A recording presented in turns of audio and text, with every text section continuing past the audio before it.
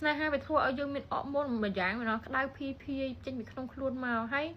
អារម្មណ៍ស្នេហាដំបូងហ្នឹងណាអារម្មណ៍ពេលដែលយើងលួចស្រឡាញ់គេដំបូងអីចឹងខ្ញុំទទួលស្គាល់ថាស្នេហាពិតជាសំខាន់យើងអាចរស់នៅខ្វះស្នេហាបានទេហេតុអីបើខ្ញុំនិយាយចឹង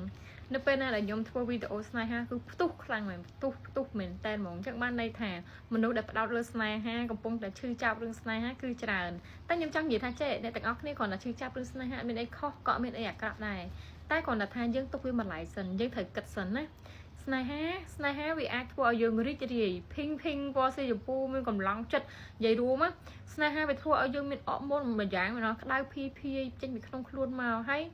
អារម្មណ៍ស្នេហាដំបូងហ្នឹងណាអារម្មណ៍ពេលដែលយើងលួចស្រឡាញ់គេដំបូងអីចឹងចាប់ផ្ដើមស្នេហាដំបូងអារឿង sweet អីហ្នឹងណា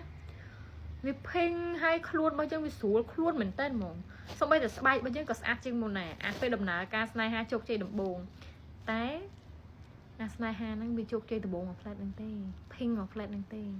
វាចូលដំណាក់ការផែនណាអាផែននេះជួយចាប់ចុយម្ដាយ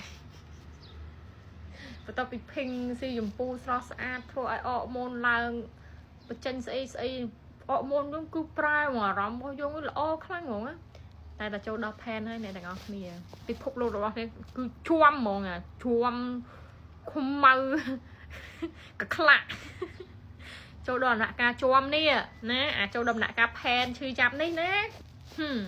អាចចូលដំណាក់ការក្លុកគ្នាអីណាចិត្តសាស្ត្រចងចិត្តអីហ្នឹងចូលដល់ដំណាក់ការហ្នឹងហើយអ្នកទាំងអស់គ្នាដឹងមិនអត់លើកដៃលើកជើងមិនចង់រួចទេខួរក្បាលក៏ស្ពឹកចិត្តនឹងក៏នឹកគេបេះដូងក៏ឈឺពោះវៀនក៏ឈឺកាពះហ្នឹងក៏វាឈឺទៀតព្រោះអត់ហូបបាយអត់ហូបទឹកអត់ងើបទៅធ្វើការណាហើយបើសិនជាអារម្មណ៍ខ្សោយទៀតទៅធ្វើការនេះជះកំហឹងដាក់គេតុកសិចដាក់អ្នកផ្សេងវាធ្វើឲ្យយើងនេះធ្លាក់គុណភាពការងារណាឥឡូវខ្ញុំប្រាប់អ្នកទាំងអស់គ្នាពីរគន្លឹះណាយើងឈឺចាប់រឿងស្នេហាគឺជារឿងធម្មតាទេរបស់មនុស្សជាតិយើងនេះណាអ្នកណាក៏ត្រូវការស្នេហាដែរมันអាចរស់អត់ស្នេហាបានទេគ្រាន់តែថាស្នេហានេះយើងទុកវាមួយឡែក control វាឲ្យល្អកុំឲ្យវារប៉ាត់ណារប៉ាត់ណីណាឥឡូវបើកំពុងតែឈឺចាប់រឿងស្នេហាបើតាមបទពិសោធន៍ខ្ញុំឈឺចាប់ខ្លាំងមែនក៏ខ្ញុំវាហាត់ប្រាណដែរខ្ញុំនិយាយមែនខ្ញុំប្រាប់ទៅឲ្យខ្ញុំឈឺចាប់ដកដង្ហើមមិនចង់រួចខ្ញុំវាងើបមកហាត់ប្រាណបានតែប្រហែលនាទីទេអ្នកទាំងអស់គ្នាស្រស់ស្រាយវិញតែធ្វើការ control អារម្មណ៍ណា control កុំឲ្យ toxic ដល់អ្នកដទៃរក្សាផ្លូវចិត្តរបស់គេផងណាកុំជះកំហឹងដាក់គេកុំ toxic ដាក់គេព្រោះអីការងារគឺជាឆ្នាំងបាយរបស់យើងផ្ដោតលើការងារធ្វើឲ្យល្អ